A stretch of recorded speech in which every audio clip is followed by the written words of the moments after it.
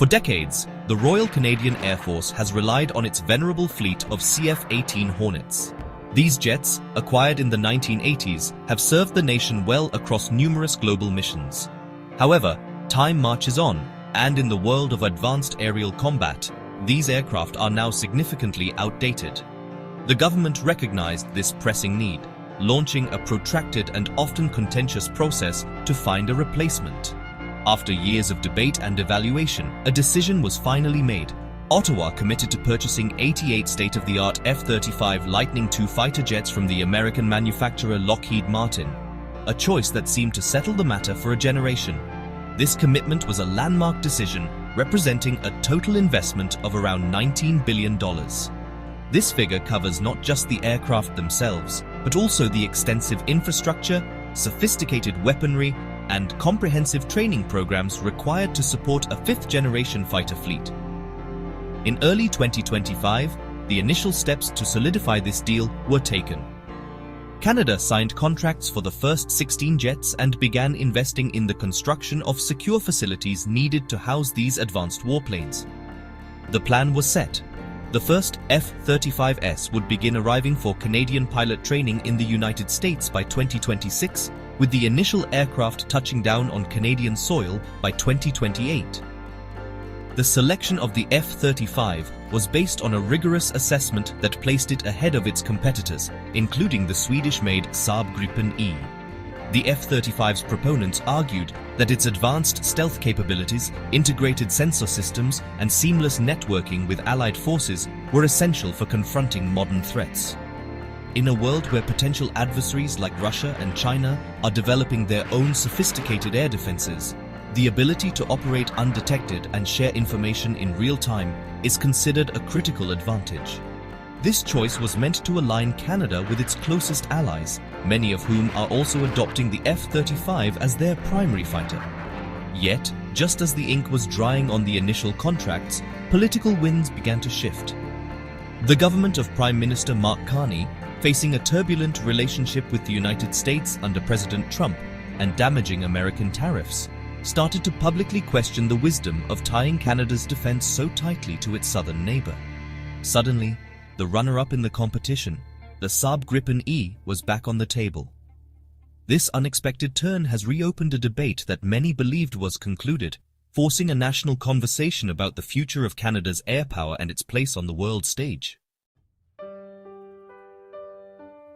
The re-emergence of the Saab Gripen E in Canada's defense discourse is not primarily a military reconsideration, but a political one. Prime Minister Mark Carney and his Defence Minister Bill Blair have framed this renewed interest as a quest for greater Canadian sovereignty. The core of their argument is that relying less on American military hardware could give Canada more independence in its foreign policy and industrial strategy. This line of reasoning resonates with a segment of the Canadian public wary of overdependence on the United States, especially amidst ongoing trade disputes and unpredictable diplomatic relations. The Gripen, manufactured by a Swedish company, is presented as an off-ramp from a deal that deepens this dependency.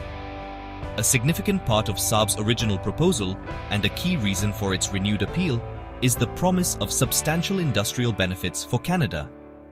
The Swedish manufacturer has suggested that a significant portion of the Gripen E jets could be assembled domestically, creating high-tech jobs and stimulating Canadian industry. This prospect is politically attractive, as it allows the government to frame the massive expenditure not just as a defense procurement, but as a direct investment in the Canadian economy. The idea of a made-in-Canada solution, even if it is only partial assembly, carries powerful political weight and offers a tangible benefit that can be promoted in communities across the country. This renewed debate puts the government in a delicate position. On one hand, it has already committed funds and signed initial agreements for the F-35, a program now well underway. Reversing course would not only be financially costly due to sunk investments, but could also create significant delays in replacing the aging CF-18S. On the other hand, the political appeal of the Gripen is hard to ignore. It offers a narrative of self-reliance and economic opportunity, contrasting sharply with the F-35 deal, which is often portrayed as simply sending billions of dollars to a US defense giant. This political calculus is at the heart of the current indecision. The situation has become a high-stakes dilemma. The government must weigh the strategic and operational advantages of the F-35, which was selected as the superior aircraft in the competition, against the political and industrial promises of the Gripen. The risk is that this renewed debate could lead to further procrastination, leaving the Royal Canadian Air Force with its obsolete Hornets for even longer. Canada's allies are watching closely, as this decision is seen as a bellwether for Canada's commitment to its international defense partnerships and its credibility as a reliable partner within alliances like NATO and NORAD. The case for the Saab Gripen E is built on a compelling vision of strategic and economic self-determination for Canada. One of the most frequently cited advantages is its projected lower cost. The Gripen is a 4.5 generation fighter, and both its initial purchase price and its long-term operational costs are widely considered to be more affordable than those of the 5th generation F-35. For a government trying to manage a massive procurement budget, this difference is significant. Proponents argue that the savings could be redirected to other military priorities, or that Canada could afford a larger fleet of Gripens, thereby increasing its overall air defense capacity without breaking the bank. Beyond the sticker price, the Gripen E is marketed as a pathway to greater industrial independence. Saab's offer to establish assembly lines in Canada and integrate Canadian companies into its global supply chain is a powerful incentive.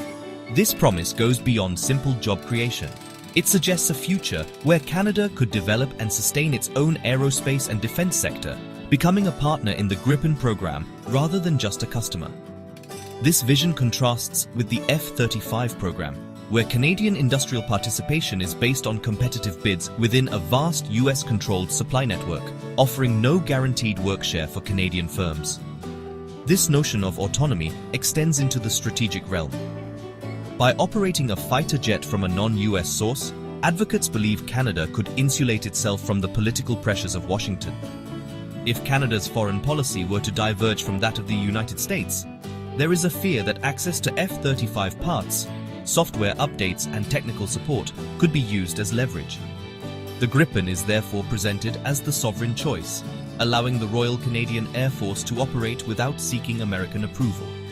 This narrative of self-reliance is particularly potent at a time when the reliability of the United States as an ally is being openly questioned.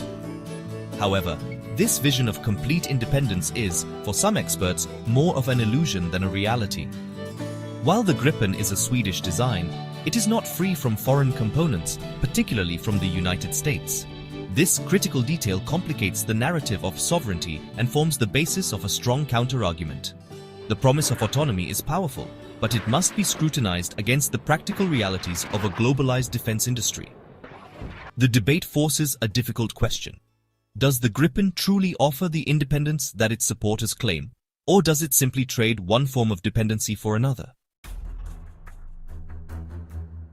Despite the allure of the Gripen, a closer examination reveals significant challenges that temper the promises of cost savings and independence. The most glaring issue is the Gripen E's deep reliance on critical American technology.